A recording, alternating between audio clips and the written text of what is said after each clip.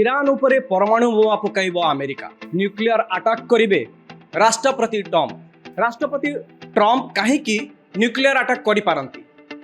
କାହିଁକି ଏଭଳି ଚର୍ଚ୍ଚା ହେଉଛି? କରିବାର ସମ୍ଭାବନା ଅଛି କି? ଏଭଳି ଆଶଙ୍କା ବ୍ୟକ୍ତ କରାଯାଇପାରେ କି? ଏହା ପଛରେ ଦୁଇଟି ବଡ଼ କାରଣ ରହିଛି। ସେ କାରଣ ଉପରେ ଆମେ ପରେ ଆଲୋଚନା କରିବା, କିନ୍ତୁ ଏଭଳି ଚର୍ଚ୍ଚା କାହିଁକି ଏହା ଖବରର ଶିରୋନାମା ପାଲଟିଛି ତା ଉପରେ ନଜର ପକାଇବା। ଦର୍ଶକ ବନ୍ଧୁ, ଏଭଳି ଚର୍ଚ୍ଚା ଏଇଥିପାଇଁ ହେଉଛି ଯେ କିଛି ଦିନ ତଳେ ଗତ ସପ୍ତାହରେ ହ୍ୱାଇଟ୍ ହାଉସ୍ରେ ଏକ ହଟ୍ ଆର୍ଗ୍ୟୁମେଣ୍ଟ ହେଇଥିଲା। ଆଉ ଏ ଯୁକ୍ତିତର୍କ କ'ଣ ପାଇଁ ହେଇଥିଲା? କୁହାଯାଉଛି ଏ ଯୁକ୍ତିତର୍କର କାରଣ ଥିଲା ଇରାନ ଉପରେ ନ୍ୟୁକ୍ଲିୟର ଆଟାକ୍ ପାଇଁ ଅଡ଼ି ବସିଥିଲେ ଟ୍ରମ୍ପ। ଏ କଥା ସେତେବେଳେ ନଜରକୁ ଆସିଲା ଯେତେବେଳେ CIA ଆନାଲିଷ୍ଟ ଲ୍ୟାରି ଜନସନ୍ ନିଜ ପଡକାଷ୍ଟରେ ଏ ନେଇକି କିଛି ସୂଚନା ଦେଲେ। ଲ୍ୟାରି ଜନସନ୍ଙ୍କ କହିବା ଅନୁସାରେ ହ୍ୱାଇଟ୍ ହାଉସ୍ରେ ୱାର୍ ରୁମ୍ରେ ଯେତେବେଳେ ଯୁକ୍ତିତର୍କ ହେଉଥିଲା ବିଭାଗୀୟ ମୁଖ୍ୟଙ୍କ ସହ, ସେତେବେଳେ ଟ୍ରମ୍ପ କୁଆଡ଼େ ନ୍ୟୁକ୍ଲିୟର କୋଡ୍ ମାଗିଥିଲେ। କିନ୍ତୁ ଯେତେବେଳେ ଏହା ଚରମ ସୀମାରେ ପହଞ୍ଚିଥିଲା, ସେତେବେଳେ ୱାର୍ ରୁମ୍ରେ ପହଞ୍ଚିଥିଲେ joint chief of staff chairman general Dan କେନ୍।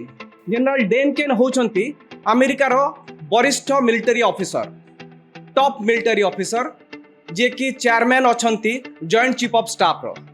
ସେ ପହଞ୍ଚିଥିଲେ ଆଉ ସେ ଟ୍ରମ୍ପଙ୍କ ଏଭଳି ଦାବିକୁ, ଏଭଳି ଅନୁରୋଧକୁ ଅଗ୍ରାହ୍ୟ କରିଥିଲେ। ଏହା କେବେ ବି ସମ୍ଭବ ନୁହେଁ। ନ୍ୟୁକ୍ଲିୟର ଆଟାକ୍ ପାଇଁ ଡେନ୍ କେନ୍ ମନା କରିଥିଲେ, ଯାହାକୁ ନେଇକି ଟ୍ରମ୍ପ ମଧ୍ୟ ବିରକ୍ତି ପ୍ରକାଶ କରିଥିବା କୁହାଯାଉଛି। They had an emergency meeting Saturday night. And apparently, one report coming out of that meeting at the White House is that Trump wanted to use the nuclear codes, and General Dan Kane stood up and said no. He invoked his privilege as the head of the military, so to speak.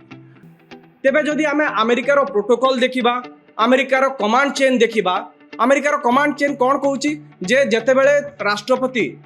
ଯେତେବେଳେ serving president କୌଣସି ନିଷ୍ପତ୍ତି ନିଅନ୍ତି nuclear attack ନେଇକି, ତାହାକୁ ଆଉ କୌଣସି ବ୍ୟକ୍ତି ବା କୌଣସି ପଦରେ ଥିବା ଅଫିସର ଏହାକୁ ଅଗ୍ରାହ୍ୟ କରିପାରିବେ ନାହିଁ। ଏ ଯେଉଁ ପରମାଣୁ ବୋମା ପକାଇବା, ନ୍ୟୁକ୍ଲିୟର ଆଟାକ୍ କରିବା ନେଇ ଯେଉଁ ଖବର ଆସୁଛି, ତାହାକୁ ନେଇକି ପ୍ରଶ୍ନ ଉଠୁଛି। କିନ୍ତୁ ଅନ୍ୟପଟେ ଆମେରିକାର ଦୁଇଟି ପ୍ରମୁଖ ଗଣମାଧ୍ୟମ ୱାଶିଂଟନ ପୋଷ୍ଟ ଓ CNN ଏଭଳି କିଛି ତଥ୍ୟ ଦେଇଛନ୍ତି, ଯାହାକୁ ନେଇକି ସନ୍ଦେହ ପ୍ରକାଶ ପାଇଛି ଯେ ଏଭଳି କିଛି ଆଲୋଚନା, ଏଭଳି କିଛି ଯୁକ୍ତିତର୍କ ହ୍ୱାଇଟ୍ ହାଉସ୍ ଭିତରେ ହେଇଥାଇପାରେ। CNN ର ଏକ ଭିଡ଼ିଓରେ ଦେଖିବାକୁ ମିଳିଛି ଯେ ଜେନେରାଲ ଡେନ୍ କେନ୍, ଯିଏକି chairman joint chief of staff ଅଛନ୍ତି ଆମେରିକାର, ସେ ରାଗ ତମତମ ହେଇକି ହ୍ୱାଇଟ୍ ହାଉସ୍ରୁ ବାହାରୁଛନ୍ତି। ତେଣୁ ଏହାକୁ ନେଇକି ଏକ ସନ୍ଦେହ ପ୍ରକାଶ ପାଇଛି। ବିଭିନ୍ନ ମହଲରେ ଚର୍ଚ୍ଚା ହେଇଛି ଯେ କାହିଁକି ଏତେ ବଡ଼ ଅଫିସର ହ୍ୱାଇଟ୍ ହାଉସ୍ରୁ ବିରକ୍ତି ଭାବ ପ୍ରକାଶ କରିକି ଆସୁଛନ୍ତି।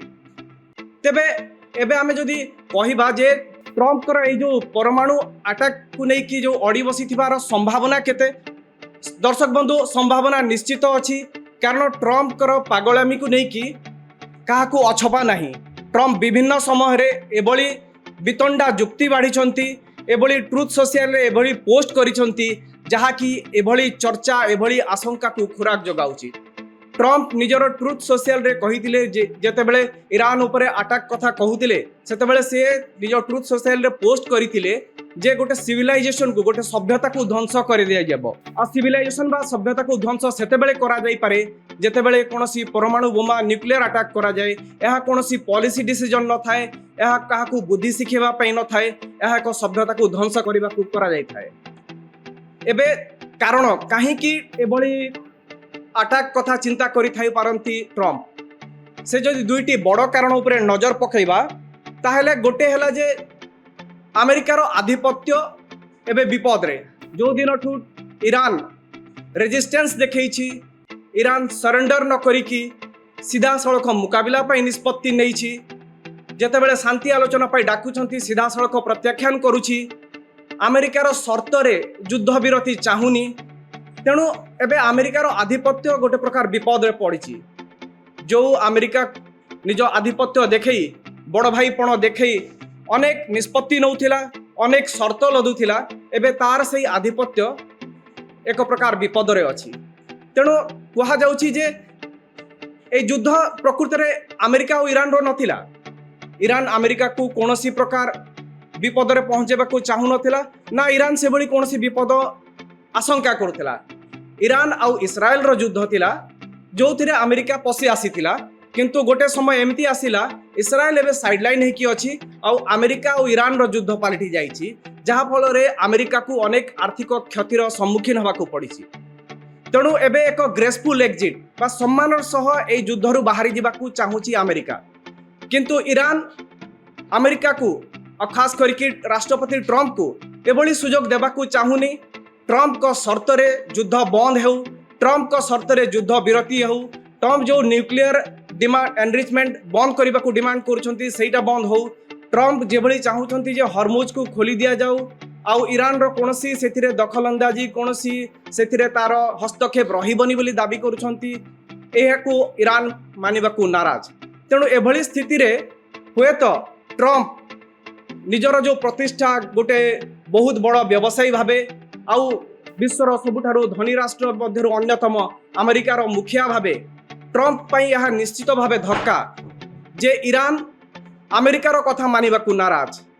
तेणु एभली स्थिति रे हुए तो ट्रंप न्यूक्लियर धमक देकी ईरान को नईबाकू राजी करबाकू चाहूछंती, अथवा पूर्व भली जमती 1945 रे हिरोशिमा नागासाकी रे अमेरिका परमाणु बोमा पकईथिला यह दोहराई पारे। किंतु वर्तमान वर्ल्ड ऑर्डर बदली सारी 1945 रो जमाना नहीं। एबे राष्ट्रपति ट्रंप जदि एभली डिसीजन नौछंती ताहले यह बुमेरांग मध्य होई पारे। परमाणु बोमा पड़िबा आगरु हुए तो चीन किंबा रूसिया रो तांकर एजेंसी गुइंदा संस्था ए विषय खबर देकी यार प्रति आक्रमण पई प्रस्तुत हेई पारे। तेणु निश्चित भावे ए चर्चा ए जो परमाणु अटैक चर्चा केते सत केते मिछ जଣା पड़िनी, किंतु ट्रंप को पागलामी जोगु एभली प्रश्न बारंबार आसुची।